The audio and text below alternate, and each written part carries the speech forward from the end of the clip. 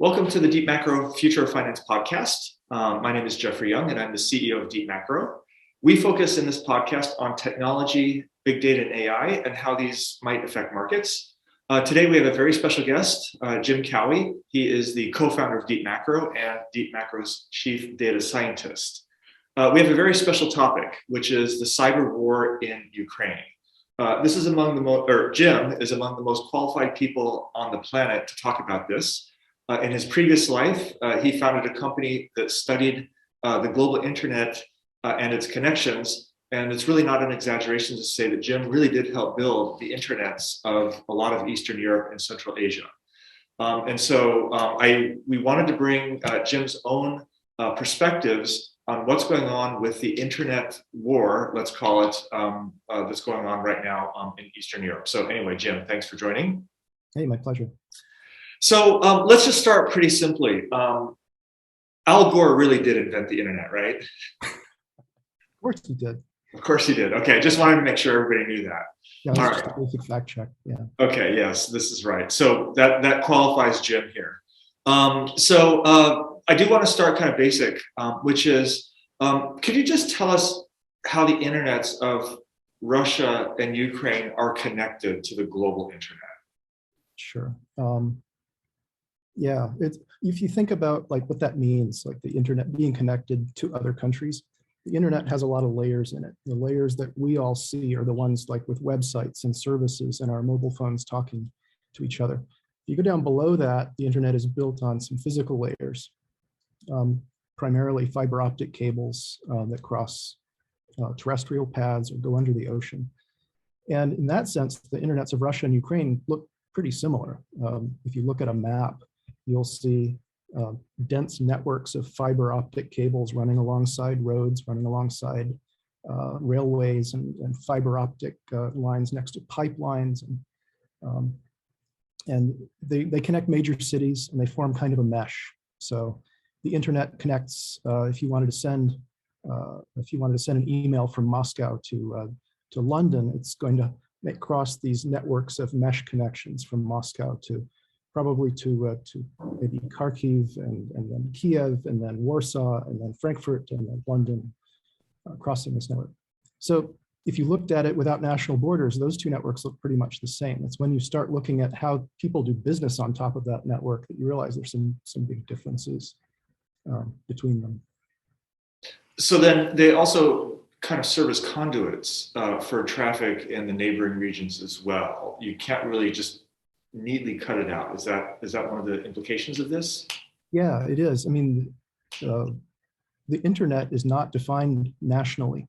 Like we sometimes think of it that way because a lot of countries built their internet on top of telecommunications networks that started off being owned by the country. You know, people had a posts and telecoms company that ran the telephone system, for example, and then they came to run much of the internet for their country.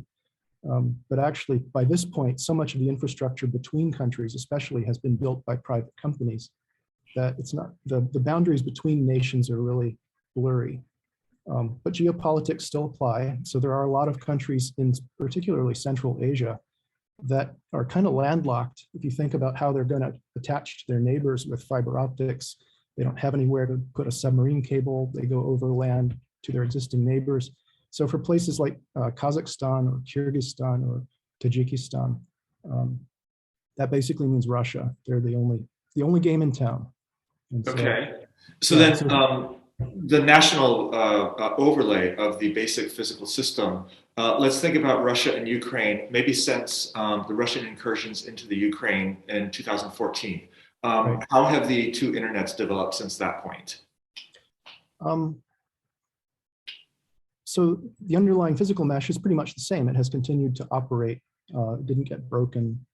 The relationships on top changed very much because the governments changed who people could do business with. So after the initial incursion into Crimea, for example, there was sort of a steady drumbeat of internet service providers who got the message and changed their internet service connections from pointing towards Ukraine to pointing towards Russia.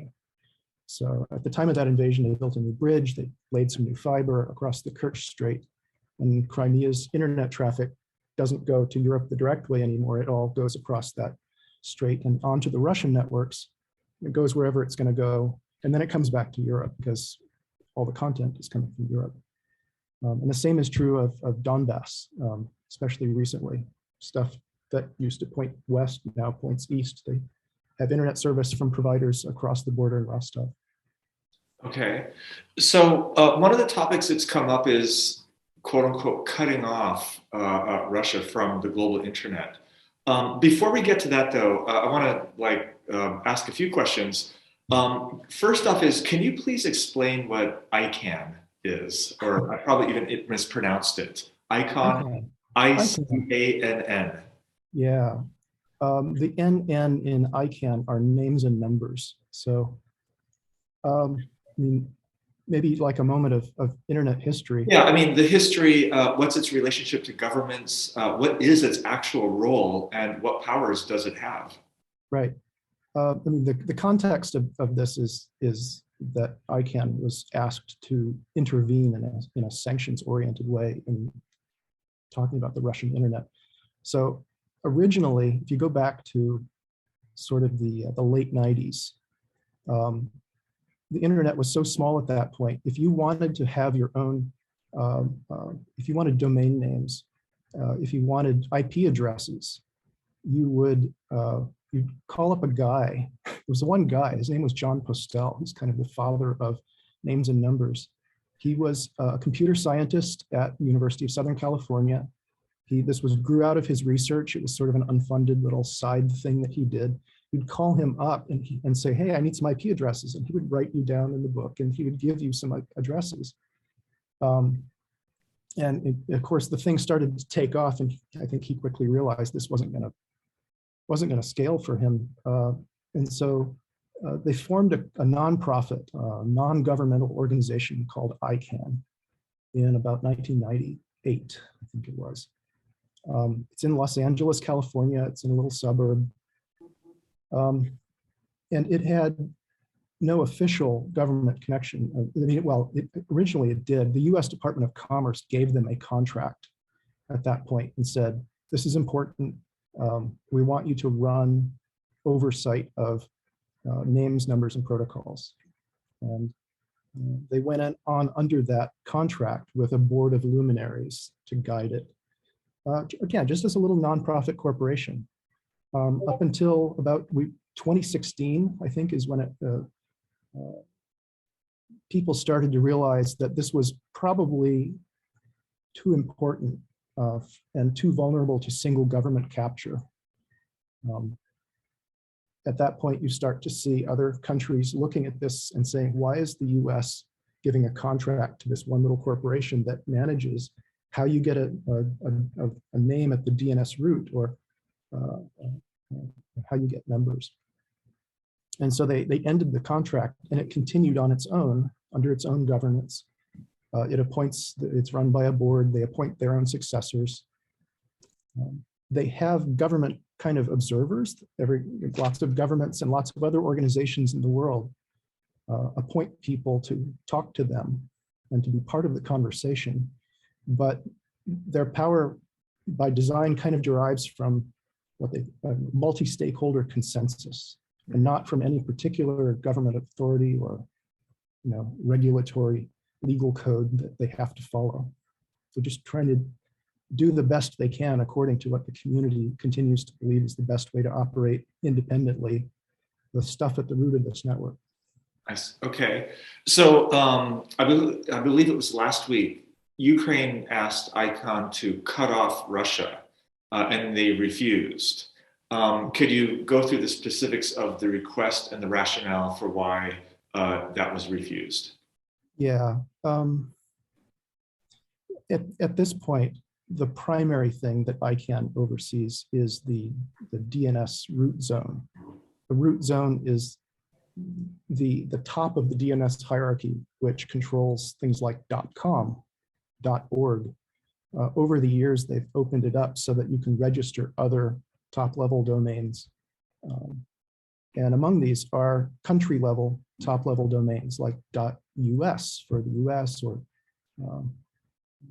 .de for Germany. So the problem comes because the Ukrainians asked ICANN to revoke .ru and also .rfa in Cyrillic, because there are Cyrillic top-level domains as well, RFA for Russian Federation.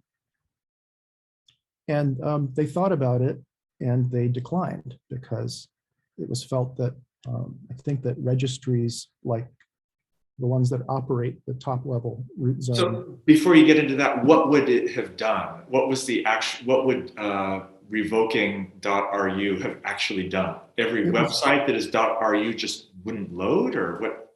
It was kind of, yeah, it's kind of unclear how that would be implemented. So the minimalist sort of take would be, if you disable those registries, you wouldn't be able to register any new domains within those top-level domains. But it's also possible that they could have turned off the database so that you couldn't resolve anything in those domains. You know, when you want to find out where deepmacro.com has its website, you first ask the root zone, and the root servers tell you where .com is. And then you go to that server and say, where's deepmacro.com? And they give you an address. And then you go to deepmacro's own web server and say, I need www.deepmacro, and it tells you, and finally you get your web page. In this case, they could have broken that chain of transmission for stuff that starts with or ends with RU. Okay. Okay. So please then go through the refusal. What was the rationale? Well, I think the rationale was just on the face of it that this is an inappropriate place to try to impose power. I mean, there's a broad discussion ongoing now about how and whether internet protocols, names and numbers, should be used, maybe weaponized, in order to achieve a sanctions-oriented goal. And part of it is sort of this essential incoherence of the design of the governance of the internet, that there isn't a chain of control, of command. There is no governmental root authority. There was a move, I think, in the early 2000s on the part of people like Russia and China to move the responsibilities for the root of this from ICANN over to some United Nations entity. Maybe the International Telecommunications Union could take over these functions, to put it under literally international guidance, where the root of it is votes by countries to do things. And that's not how the internet works. And I think that the feeling was that if they had moved to impose something like this at a national level, it would put them squarely in the crosshairs of re-examination of their mandate. And it would be unpredictable where the internet governance would go from there. Okay, very interesting. But the mandate is self-written, correct? I mean, they have not been given the mandate. It really is an organic mandate that comes through the network itself. Is that the right way to think about it? I think so. It's sort of emergent community consensus. Mm-hmm. The internet, I mean, the internet governance community has emerged, and they've held meetings, and they've tried to officially involve governments in a more rigorous way in consultations. This is not my specialty at all. I'm on the engineering and measurement side. The policy guys have their own way of thinking about things, which is fascinating. But yeah, over time, there is a movement towards bringing, it's so economically critical to the way that countries operate. It's odd, it's amazing that all of this kind of emerges from multi-stakeholder consensus. Okay, so returning again to what's going on in Ukraine right now, right? What has been cut off? Because we've read media stories about some companies, I believe Cogent is one that is cut. Could you please go through what has been cut off and what impacts that might have? Right, so yeah, I mean, clearly, there hasn't been an official telecommunications sanction imposed. There's a pretty good historical precedent that governments don't impose official sanctions on telecoms. They usually do carve-outs to protect the provision of internet services and telecommunications and mail delivery and things like that. So everything that's happened thus far is actually consistent with the way that the internet functions, which is corporations make decisions about whether they want to provide service. So starting last week, one of the biggest internet providers in the world, so-called backbone provider, Cogent, decided that it announced that it was not going to provide internet services to Russia. And Cogent provides an enormous fraction of all of the connectivity coming out of places like Frankfurt, headed east. And they did turn off a couple of providers. They left connected Rostelecom, the big state provider. But that's it. There's been a little bit of disconnect. Another very large provider, a US provider called Lumen, which used to be Level 3, has announced that it's also not going to be providing internet transit services inside Russia anymore. Of course, they also argue that because they provide internet transit services in Germany to companies that then take the traffic to Russia, that's actually not covered. So they haven't actually cut anybody off. So really, there's been very little in the way of impact on Russia due to disconnections. On the Ukraine side, there has been some impact. It's not sanctions in this case, it's just damage.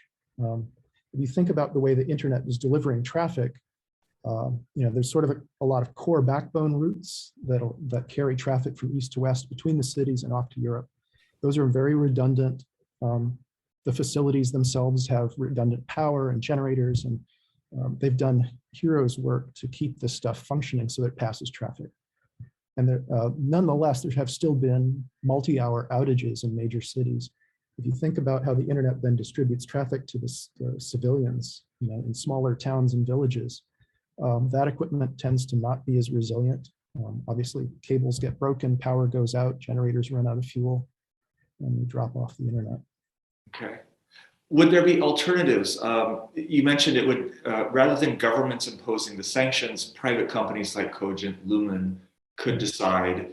If more decide to, quote unquote, cut Russia off, which in your terms means not providing these backbone services, could that be, really something that would really damage Russia? I mean, will others begin to do the same thing? Or is it really just kind of limited and likely to remain so? It's interesting we've always heard the trope that the internet senses damage and routes around it, which is exactly true, right? If one of these providers says, I'm pulling the plug, all the traffic within about 30 seconds will just it'll find some other path to get in. It's very resilient. The paths that remain are going to be probably the ones that they were not planning to use in the first place, which means maybe they're small, maybe they're expensive, so they might be costing them more money to carry this traffic on their backup route. And they're going to be congested because you're forcing, 6 gallons of water into a 2-gallon bucket. It's going to get slow. And it's been pointed out, this is not exactly, the Russian government may not really be too worried about this because they are attempting to control access to Western content from the inside as well. They've been blocking Facebook, they've blocked Twitter, they blocked the BBC. They're not particularly worried about people inside Russia not being able to get to Western content. I see. But there's that economic question. If Russian companies need to exchange traffic with their counterparts to do business, that's not going to work. It was observed that there are a lot of even Russian government websites that had maybe hosted content at the cheap places in Western Europe just for convenience, or maybe your website is hosted in Moscow, but it uses a little bit of JavaScript at the top that comes from somebody in London. So they've been trying to scrub all those things out to prepare for the possibility that they get disconnected, and then it would be really embarrassing if Russian government services stopped working on the internet for their citizens because they're depending on Western Europe for their own services to be provided. I did want to ask next about the impact of these potential cutoffs. You mentioned a couple economic or let's say governance impact. I invite you to speculate. Do you think that the war capacity would be affected in any way by the types of things that we've seen so far, or let's say a moderate step up? Within the confines of the internet is sort of autonomous, it tends to self-correct. It's hard to say. I think that there are definitely economic impacts on industry, particularly tech industry. Um, Ukraine, more than Russia, was doing an amazing amount of tech outsourcing for the US and Europe, and Western Europe. Companies had entire divisions there, and the pandemic situation kind of accelerated this trend because everybody sees it's perfectly fine to work with 50 people who are a few time zones east. Internet cutoffs obviously interrupt all of that. It's not clear that they're going to interrupt it in ways that were not already interrupted through the imposition of sanctions. You can't pay those people already if they're in Russia. So cutting off their internet is sort of a insult to injury step. I'm not sure how it degrades their war fighting, because militaries know that you're not supposed to depend on public resources in order to prosecute a war. But then we have seen a lot of cases, anecdotally, where the Russian invading forces are using commodity public GPS receivers to track their location, or Google Maps to figure out where they're going, since they took all the roadsides down, and to share their exploits on social media. So it's interesting to watch how their military is interacting with the available internet. I'm not sure maybe it's better for them if it goes away. What about other types of cyber cutoffs or sanctions? Could you go through some of the other things that are happening aside from degradation of physical capacity, Western companies, quote unquote, cutting off? What else is going on? There's been a lot of volunteerism, to use for want of a better word. There's been a lot of debate back and forth about state-sponsored cyber attacks, cyber warfare. I think that we have made it fairly clear that there is some equivalence between deliberate state origin cyber attacks and kinetic warfare, that you can use one to retaliate for the other. So people are being very careful about, I think, not announcing that they're prosecuting a cyber war. But Ukraine did ask. They said, we need people. They made lists of sites within the Russian internet and said, these are sites that need some love from volunteers. And people came in and applied denial of service against them and took them into the ground. We knew the Moscow Stock Exchange wasn't probably going to reopen after the invasion, but they really couldn't, because all their websites were down. There have been banking websites, major company websites, government websites, were all flooded with so much traffic that they couldn't function. Streaming media, TV stations, you name it. And yet, where's the source of it? Well, it's just sort of cyber partisans. Interesting. So I think that the balance of opinion, among people who do this kind of thing is definitely on the ICANN side, that information flows are kind of special. In other words, normally we think of free trade as a good, and free flow of capital is a good, and free flow of information is a good. The first two of those have been cut off, though, and without that much opposition, and much faster and much more thoroughly than I think a lot of people would have thought. But the free flow of information, or relatively free flow, let's say, there's a kind of stronger defense. Why is that? Why do we cut off finance, but we don't cut off information flows? It's an interesting speculation. I've wondered about that. I mean, for one thing, you use the levers you have, and finance is clearly one of the most highly regulated industries in every country, and there are international treaties governing how all those regulations interact with each other. And so the levers are there. If one government wants to impose financial pain on another, they know exactly who to talk to, and the people who have to impose that pain know exactly what's at stake if they don't take the steps, lose your license or whatever. The same is not true of telecoms. I mean, in a lot of countries, telecommunications are strongly regulated. In the U.S., it's really not to the same degree as you think of it elsewhere. So it's harder to put together a coherent sanctions regime in a domain like internet. and then there are sort of the soft reasons you can think about where I think there's a perception that the counter to hard power of the sort that's being applied in Ukraine is our soft power, right? Our culture and media and connections to discussions and the ability to share news. And I think there's a reluctance to cut off connectivity because you also cut off the flow of information when it's clearly an asymmetric benefit for the West. So, okay. I mean, other than being completist about it, there's really no reason to go there and turn off the networks.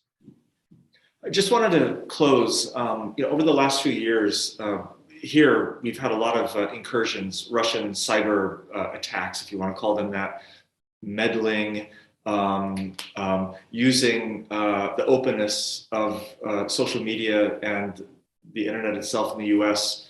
in ways that people have talked a lot about. Just a lot of government attention, and I think we got the impression that Russia was masterful at cyber warfare, but they seem totally unprepared for a lot of the things that are happening right now. Can you make any sense of this for us? It was surprising to everybody who watched. When I made my predictions for what was going to happen, I, like many other people, thought that the Ukraine war would kick off with a round of cyber attacks against infrastructure to create confusion and alarm and confuse the initial response, because that's how you would do it if you were trying to make a lightning strike and conclude something in a few days effectively. You'd want everybody's eyes somewhere else. So I was anticipating impacts to the power grid, maybe in Western Europe, maybe even in the United States. And there were lots of precedents for this. Russia applied cyber attacks to Ukraine's power grid in the middle of conflict in December 2015, and literally turned off the power all over the country in Ukraine, in part because the Ukrainian power infrastructure was literally the old Soviet infrastructure that everybody understood very well on both sides, run by the old software with network connections that shouldn't have been there. And that was really effective, but it's the sort of thing you can't really do twice, because immediately people's eyes were open and funding came in and people addressed these lingering decades-old problems and hardened a lot of the infrastructure. The Russians have been so successful at this so many times in so many places, like Estonia in 2007, again, 2015 in Ukraine, that people were watching, and the infrastructure has been hardened quite a bit. So that might be one reason why it didn't really go off. And I mean, there were some attacks leveled literally the day of or the day before the invasion against Ukraine specifically. There were denial of service attacks that took down Ukrainian government websites, and they lasted a couple hours because Ukraine immediately reached out to Western business partners like denial of service protection companies, and they said, fine. They flipped a few switches, they rerouted the traffic, they sank all the attacker traffic into a black hole, and the websites came back up. And it was a realization that a lot has changed over the years in response to these sort of provocations and attacks. And I mean, anything could happen, but it's it's not what we expected. It's much, much quieter. That's really fascinating. Anyway, Jim, thank you very much for sharing your insights. We put out a report last week, very short, touching upon some of these topics. And as long as this remains relevant, we hope to keep you informed about what's going on on the technology side. Thanks very much. Sure.